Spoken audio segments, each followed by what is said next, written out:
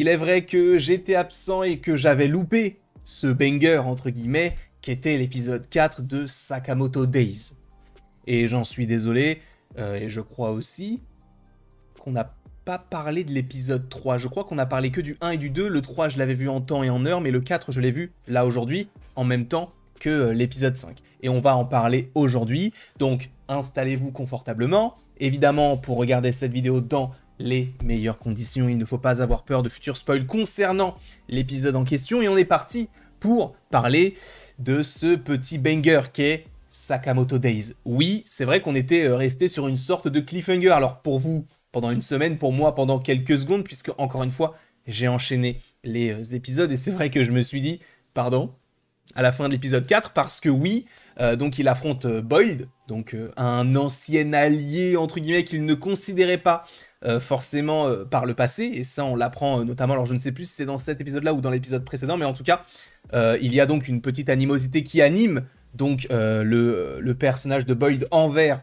donc Sakamoto, et par rapport à tout ça, eh bien, il va l'affronter, et à ce moment-là, on va avoir Sakamoto qui va arriver, plus fin, et sans moustache. Ça n'a aucun sens, mais en même temps, dans une série telle que celle-ci, on aime, on va dire, le côté absurde. Et moi, ça me plaît énormément. Le combat est très beau. C'est vrai que sur le côté mobilité, je n'ai pas forcément grand-chose à redire, notamment par rapport à cet épisode-là. Je trouve que c'est assez compréhensible, bien qu'il y ait quand même pas mal de mouvements. Et on sait quand même qu'en animation, c'est très compliqué de faire ce genre de choses. Alors peut-être que pour vous, c'est habituel de le voir dans plusieurs animés, mais c'est vrai que moi, je n'ai pas forcément l'habitude, et donc je commence véritablement à m'intéresser à ce genre à part entière, et force est de constater qu'en termes d'animation, c'est très qualitatif. Moi, j'ai vraiment bien aimé, alors je comprendrais que certaines personnes n'aiment même pas l'esthétique. C'est un parti pris qui, pour moi, est assez cool et assez intéressant. Et là où je m'y retrouve dans cet animé, c'est le côté absurde. C'est le côté de... D'un côté, il est fin, de l'autre, il retrouve sa moustache et le poids qu'il avait au début de la série. Bref, ça n'a aucun sens, mais c'est vraiment, vraiment très, très, très, très bon. Par ailleurs, bon, j'aime beaucoup la relation qu'il y a entre lui et sa femme, donc Aoi, qui, même s'il y a des... on va dire des assassins qui veulent s'en prendre à lui ou même à sa famille, elle dit bon, allez, vas-y, recommence. Et ça, je trouve que c'est assez intéressant parce que tu comprends que c'est elle, en fait, qui gère la famille d'une main de maître et que lui essaye, on va dire, d'être à son niveau, mais n'y arrive pas du tout. Et donc ça, je trouve que c'est vraiment très très fort parce que même si lui essaie de la préserver d'une certaine manière, il ne faut pas oublier qu'elle est forte aussi de son côté et ça, on l'avait vu notamment dans l'épisode 2 ou l'épisode 3 lorsqu'on avait un épisode flashback par rapport au fait qu'elle lui dise si tu continues à faire ça, toi et moi c'est terminé. Et donc c'est pour ça qu'il s'est rangé et qu'aujourd'hui, eh bien, il est du côté, on va dire, des gentils, si j'ose dire. Parce que oui, c'est aussi quelque chose qui me plaît dans cette série, c'est cette ambiguïté entre le bon et le mauvais, parce qu'on va avoir eh bien, un nouveau concept qui a été introduit, supposément dans l'épisode précédent, mais uniquement mentionné, c'est l'ordre. Alors, qu'est-ce que l'ordre? Et d'ailleurs, on te l'explique dans cet épisode-là. Ça va être un groupe de, logiquement, donc 5 personnages. Alors, on suppose qu'il y en avait plus à un moment donné. D'ailleurs, on sait que Sakamoto en faisait partie avant de quitter on va dire cette guilde des assassins, entre guillemets. Et donc, l'ordre, ce sont plutôt des assassins qui qui font toujours partie de la SJA, pardon. Donc là... c'est la société des japonais assassins. Je ne sais plus exactement ce qu'est le S, mais en gros, on va dire, c'est une structure qui regroupe tous les assassins au Japon.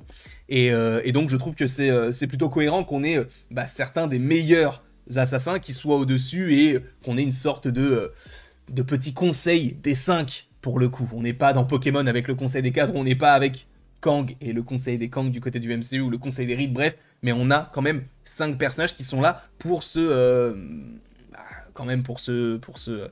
pour se réunir et pour converser d'un possible ennemi commun, parce qu'en fait, on comprend que des assassins se sont fait exterminer. Alors, on ne sait pas vraiment comment ni pourquoi.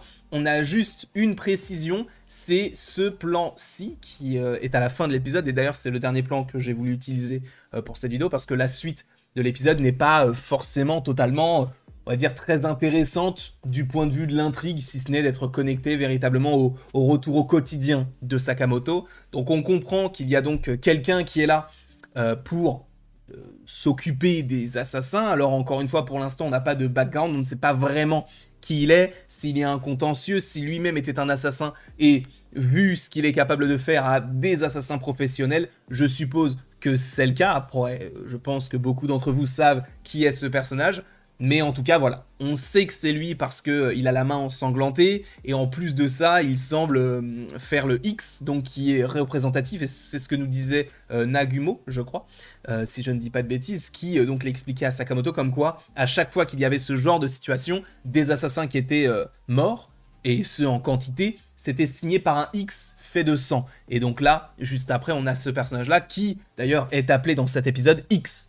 Donc peut-être qu'on aura plus de précisions sur qui il est au cours de la série. Est-ce que c'est lui le grand méchant? Je ne sais pas, mais là, c'est vrai que je m'y retrouve un petit peu plus dans Sakamoto Days, notamment par rapport au fait qu'on ait un fil rouge. C'est vrai que je me posais quand même pas mal de questions en me disant, bon, bah, est-ce qu'à chaque fois, à chaque épisode, on va avoir un assassin qui va essayer de s'en prendre à lui? Parce que là, c'est vrai qu'on a ce contexte qui est instauré, que ce soit par rapport à l'épisode 3, où donc on commence dans le parc d'attractions, il y a un assassin qui est là, puis on est dans l'épisode 4, où on a un duo d'assassins. En plus, dans l'épisode 3, il y avait même un autre duo dont s'est occupé Sakamoto. Enfin bref, pour moi, cette série évidemment fonctionne extrêmement bien. Non, je me trompe, puisque les doubles assassins, là, les jumeaux entre guillemets, c'était dans l'épisode 2. Donc en fait, à chaque fois, c'est bien ça, on a eu un assassin entre guillemets différent, et j'avais peur que ce soit le cas. Là, véritablement, alors peut-être qu'on restera aussi sur ce concept-là, donc d'un assassin par épisode, mais aussi de rester sur une vraie,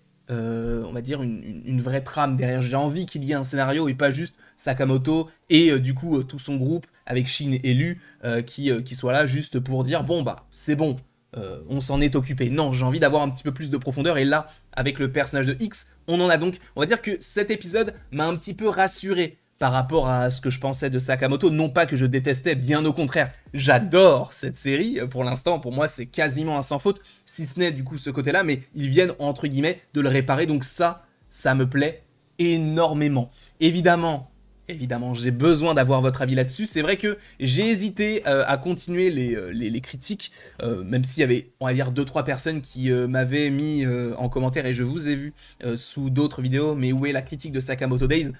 Vous étiez 3 à la vouloir, bon, je vous la fais quand même, si elle est vue, tant mieux, si elle n'est pas vue, je m'en moque. En vrai, j'ai envie de vous partager eh bien, mon ressenti autour de cette série, et si ça peut toucher un petit nombre, bah c'est cool pour moi, je serais très content, et évidemment, par rapport à ça, n'hésitez pas à me donner votre avis dans les commentaires, parce qu'il compte. Parce que oui, moi j'adore, mais je sais qu'il y a peut-être des gens qui regardent, qui ont un autre, on va dire une autre vision de ce qu'on voit actuellement, et qui se disent, bon, moi là je suis pas d'accord avec ça, avec ci, avec ça je suis pas fan, ça prend son temps, et il y a même des gens qui eux savent ce qui se passe. Ne spoilez pas s'il vous plaît dans les commentaires, par respect pour les gens qui liraient les commentaires, et aussi par rapport à moi, puisque je ne sais pas du tout ce qui va se passer, notamment par rapport à X et l'avenir de Sakamoto, mais en tout cas, j'adore cette série pour l'instant. Évidemment, n'hésitez pas à me dire ce que vous en pensez, encore une fois, dans les commentaires. N'hésitez pas non plus à aimer, à partager, à vous abonner. Ne vous inquiétez pas, on revient juste dans quelques heures pour parler de Solo Leveling. Et vous me l'avez teasé, cet épisode-là. Donc, j'espère fortement qu'on va avoir, premièrement, des révélations, et deuxièmement, un épisode épique. Soyez là tout à l'heure. Bref, je m'arrête là, je vais regarder l'épisode, et on en reparle juste après. Et encore une fois, merci beaucoup à vous d'avoir été présent devant cette vidéo. Bon bah, Sakamoto Days pour moi c'est validé. Là on va passer à du Solo Leveling. Et je vous rappelle aussi, même si je pense que là vous êtes déjà tous partis, mais demain soir, Super Bowl. Demain soir live, ça va être sympa.